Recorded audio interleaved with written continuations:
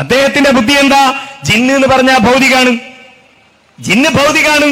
ഭൗതികമായ ജിന്നിനോട് ഒരു തേട്ടം നടത്തിയാൽ ആ തേട്ടം ഭൗതികമേ ആകുള്ളൂ. അതുകൊണ്ട് തന്നെ അത് ശിർക്കാവില്ല. ഇതാണ് അഖലാനിയത്ത്. ഇതാണ് അഖലാനിയത്ത്. പരപ്പനങ്ങാടിയിൽ നടക്കുന്നത് മുജാഹിദുകൾ തമ്മിലുള്ള ഖണ്ഡന പ്രസംഗമല്ല. രണ്ട് തരത്തിലുള്ള അഖലാനിയത്ത് പിടികൂടിയവർ തമ്മിലുള്ള പോരാട്ടമാണ്. രണ്ട് അഖലാനികളാണ്.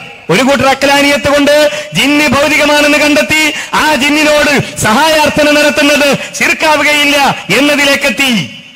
ഈ ലൈഫായ ദുർബലമായ ഈ ഹദീസ് വെച്ചല്ല അബ്ദുൽ ജബ്ബാർ മൗലവി ഇത് പറഞ്ഞിരിക്കുന്നത് എന്ന് വളരെ കൃത്യമായി നമുക്ക് മനസ്സിലാക്കാൻ കഴിയും.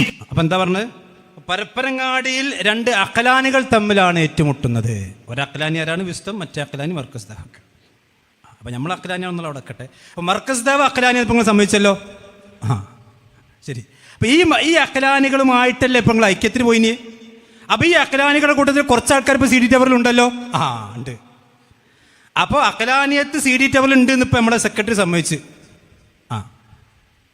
ഞങ്ങളെ കൂട്ടത്തിൽ പിന്നെ ജബ്ബാർ മൗലവിന്റെ പേരിൽ ആദ്യം നോണ പറഞ്ഞിട്ട് ഉപരി തുടങ്ങുമ്പോൾ ഇതിപ്പോ എന്താ വെച്ചാൽ തൗഹീദ് വിട്ടാൽ പിന്നെ നോണോടല്ലാതെ കഴിച്ചിലാവില്ല.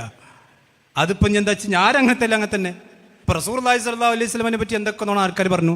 ഇമാം ഇബ്നു അബ്ദുൽ വഹാബിനെ പറ്റി എന്തൊക്കെ പറഞ്ഞു. ശൈഖുൽ ഇസ്ലാം ഇബ്നു തൈമിയയെ പറ്റി എന്തൊക്കെ പറഞ്ഞു. കെ മൗലവിനെ പറ്റി എന്തൊക്കെ പറഞ്ഞു. ഉമർ മൗലവിനെ പറ്റി എന്തൊക്കെ പറഞ്ഞു. ആ നോണൊക്കെ നമുക്ക് കേൾക്കേണ്ടി വരും. മനസ്സിലായില്ലേ? അത് സിരീറ്റവർക്കാരിൽ നിന്ന് കേൾക്കേണ്ടി വരും. അതുപോലെ മർക്കസ് ദാവക്കാരിൽ നിന്ന് കേൾക്കേണ്ടി വരും. പിന്നെ ഇവിടെ എന്താ വെച്ചാൽ രണ്ട് അഖലാനികൾ തമ്മിലുള്ള പോരാട്ടമാണ് ഇവിടെ നടക്കുന്നത്. എന്നിട്ടെന്താ? ജബ്ബാർ മൗലവി ജിന്ന് ഭൗതികമാണെന്ന് കണ്ടെത്തി, അതുകൊണ്ട് എന്ത് ചോദിച്ചാലും ശിർക്കാവുകയില്ല എന്ന് പറഞ്ഞു. ഞാൻ ചോദിക്കുന്നു സെക്രട്ടറിയോട്, ഹനീഫ് മൗലവി ജബ്ബാർ മൗലവി എവിടെ അത് പറഞ്ഞ്?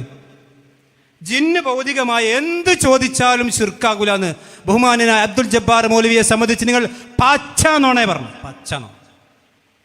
ഇത് നിങ്ങളെല്ലാ ടീമിൻ്റെയും ഏർപ്പാടാണ്. മഹാനായ മരിച്ചുപോയ മനുഷ്യൻ ഇസ്ലാമിന് വേണ്ടി സേവനം ചെയ്ത് അള്ളാഹു സ്വീകരിക്കുമാറാവട്ടെ. അദ്ദേഹത്തെ സ്വർഗത്തിൽ കണ്ടുമുട്ടാൻ അള്ളാഹു നമുക്ക് തൗഫീഖ് ചെയ്യുമാറാവട്ടെ. അദ്ദേഹത്തിൻ്റെ കൂടെ ഒരുപാട് പ്രവർത്തിക്കാൻ ഭാഗ്യം കിട്ടിയവരെ ഞാനും വയസ്സും ഇവിടെ നിൽക്കുന്ന പല ആളുകളും അദ്ദേഹത്തിന് അടുത്തറിയുന്ന ആളുകളാണ് നമ്മളൊക്കെ.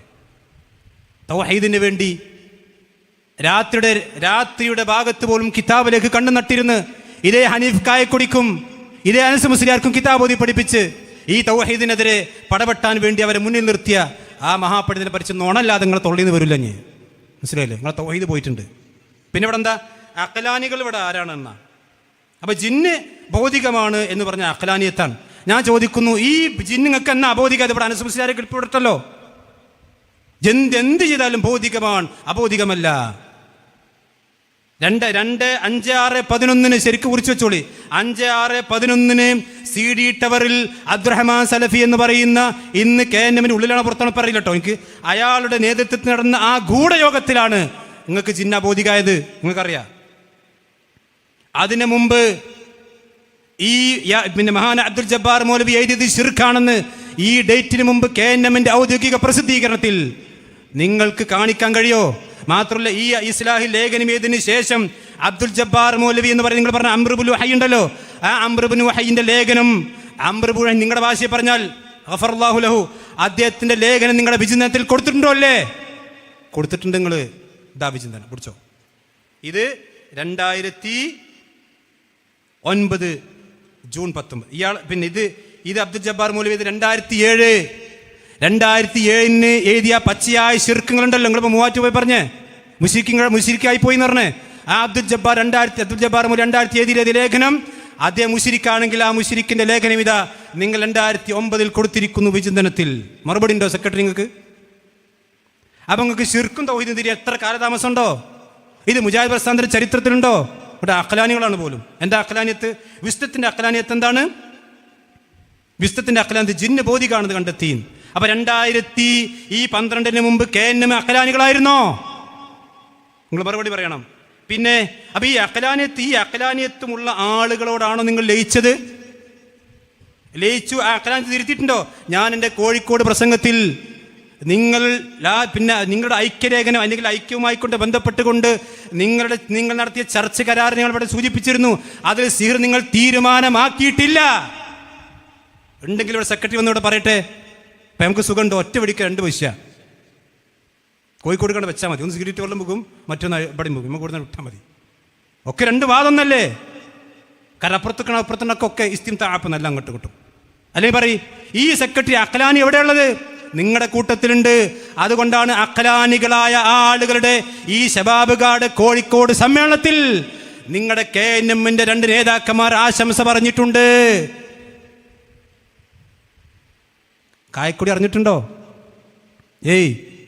അഖലാനികൾ ഈ CD ടവറിലുള്ള അഖലാനികളായ 2 ആളുകൾ ഈ മർക്കസ് ദേവ എന്ന് പറയുന്ന ഈ അഖലാനികളുടെ കോഴിക്കോട് സമ്മേളനത്തിൽ ആശംസ പറഞ്ഞിട്ടുണ്ട്. എന്തിനാശംസ? ഈ പച്ചയായ കുഫറും ഹദീസ് നിഷേധവും നിരന്തരമായി കൊണ്ട് എഴുതിവിടുന്ന ഈ ശബാബിന് സർവ്വവിധ ആശംസകളും. ആര് വിസ്തല്ല, നിങ്ങളെ കൂട്ടത്തിൽപ്പെട്ട 2 ആൾക്കാർ കോഴിക്കോട് സമ്മേളനത്തിൽ ഇതേ ആളുകൾ ഹദീസ് നിഷേധിച്ച് നിങ്ങൾ മറുപടി പറഞ്ഞോ? നിങ്ങൾ നടപടി എടുത്തോ? അതുകൊണ്ട് അഖലാനിയത്തിന്റെ കൊട്ട അവിടെ നോട്ടെ, അത് നിങ്ങളുടെ തലയിൽ CD ടവർ തന്നെ വെച്ചാളി. അത് ഇങ്ങോട്ട് ആ കൊട്ട ഇങ്ങോട്ട് എടുക്കണ്ട. മനസ്സിലായില്ലേ? ഞാൻ ചോദിക്കുന്നു, അനീഫ് കായക്കൊടി, നിങ്ങളുടെ KJU നടത്തിയ സെമിനാറിലല്ലേ സഹീഹുൽ ബുഖാരിയിലെ മുത്തഫഖുൻ അലൈഹി ഹദീസ് അതിന്റെ മത്ന് ശരിയല്ല എന്ന് പച്ചയായിക്കൊണ്ട് പ്രസംഗിച്ചിട്ടില്ലേ? വേണമെങ്കിൽ ക്ലിപ്പ് ഇപ്പം ഞങ്ങൾ ഇടുന്നില്ല.